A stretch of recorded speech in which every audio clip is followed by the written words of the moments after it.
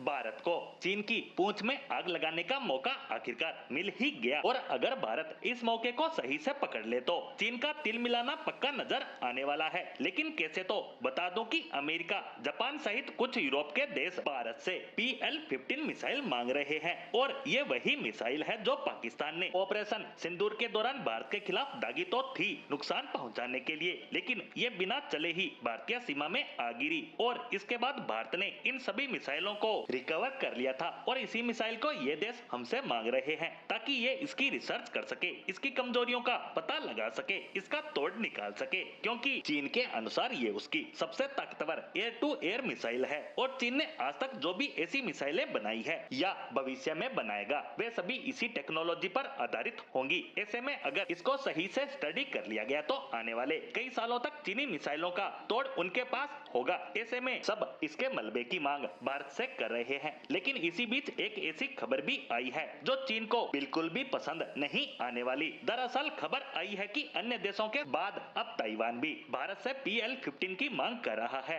और अगर आप जियोपॉलिटिक्स को थोड़ा समझते हैं तो ये बात आपको अच्छे से पता होगी कि चीनी वायुसेना से सबसे ज्यादा परेशान ताइवान ही है और ताइवान उसका जवाब तक नहीं दे पाता क्योंकि चीन के पास PL-15 जैसी मिसाइलें हैं जिससे ताइवान के F-16 को मार गिराया जा सकता है। इसीलिए ताइवान भी PL-15 लेना चाहता है ताकि चीन से निपटा जा सके और अगर ऐसा हुआ तो ये चीन की पूंछ में आग लगाने वाला कदम होगा, क्योंकि एक तो हम चीन के कट्टर दुश्मन की मदद करेंगे, साथ ही हम ताइवान के साथ सैन्य रिलेशन भी बना रहे होंगे और चीन इससे तिलमिला उठेगा क्योंकि हम इससे चीन के दुश्मनों को मजबूत करेंगे ताकि भविष्य में उसका सारा ध्यान भारत पर ही न लगा रहे, क्योंकि अगर चीन के साथ हमारा तनाव बढ़ेगा तो हम यही चाहेंगे कि चीन के ज्यादा से ज्यादा दुश्मन हो और वह एक से ज्यादा मोर्चों पर युद्ध में फंसे, क्योंकि वह जितने युद्ध लड़ेगा उतना कमजोर पड़ेगा। ऐसे में भारत चीन के खिलाफ अपनी पूरी ताकत का इस्तेमाल नहीं कर पाएगा। इसीलिए भारत के लिए बहुत ज्यादा अहम हो जाता है कि ताइवान, जापान, फिलीपींस जैसे देश मजबूत हो और इनमें वियतनाम भी शामिल है। ऐसे में कहा तो ये भी जा रहा है